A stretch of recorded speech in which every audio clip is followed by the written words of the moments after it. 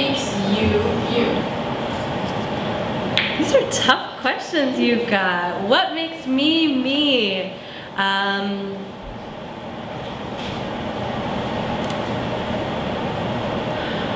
Wow, that's such a big question. These are really sort of existential questions you have. What makes me, me? I am alive, and I write poems, and I dance, and I care deeply about my family and my partner, the people who are close to me. I mean, I think what makes me me is that I wake up every day in this particular body, and that we are trying to make a life out of living. So I'm me when I wake up. And it's as simple as that, I guess.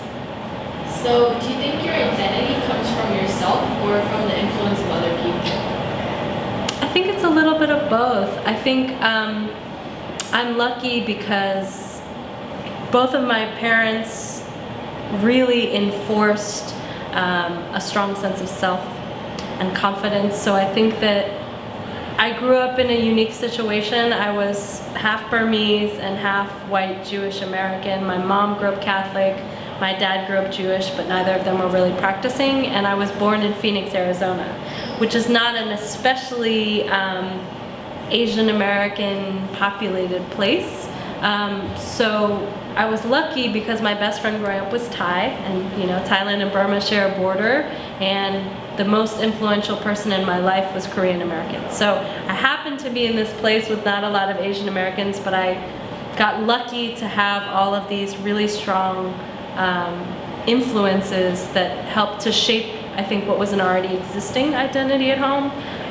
We lit candles at Hanukkah, and we had a menorah, and we held a giant Burmese water festival. It's called Thinjan, Burmese Water Festival celebration in this like desert house that we had. So there are all these different influences, and I think that when you come from a place, I didn't meet another Burmese person, forget American, Burmese person in my age group that wasn't related to me until I was in college, in my last year of college. So when there are not a lot of people like you, I don't speak Burmese, I mean, I know a few words, but I'm Burmese and sort of Jewish, sort of Christian myself, not practicing any of those religions, growing up in Phoenix, living in France, living in DC and San Francisco.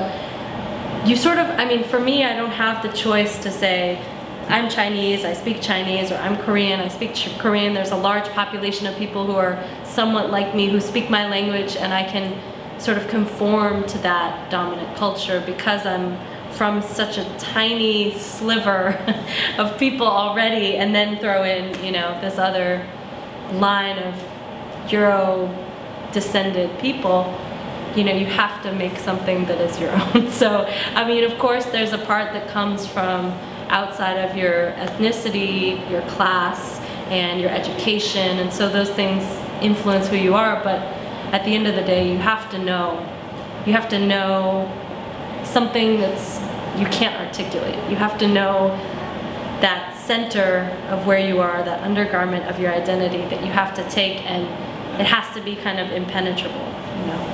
So do you think community is really influential in your identity? I do think that community is really influential in my personal identity, but not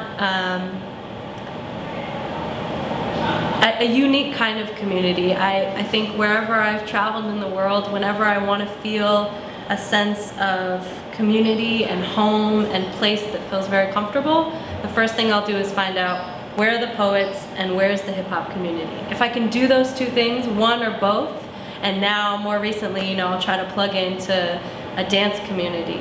But, you know, hip-hop kind of brings in all those things, rapping, MCing, dance, music, all those things together. If I can plug into one of those two communities, if I can find where the poets are and I can find where the hip-hop community is, then I feel a sense of belonging. And I can do that anywhere. I've done that in Uganda, in France, in San Francisco, in DC, in Phoenix.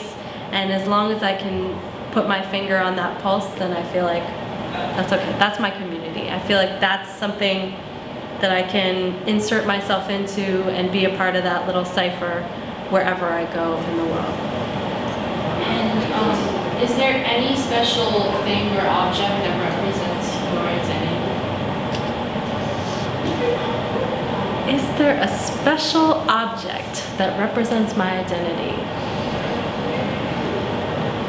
No, I wouldn't say there's an object. I mean, if I had to pick one, I guess it would be a microphone, because that's the vehicle that I use to project my identity.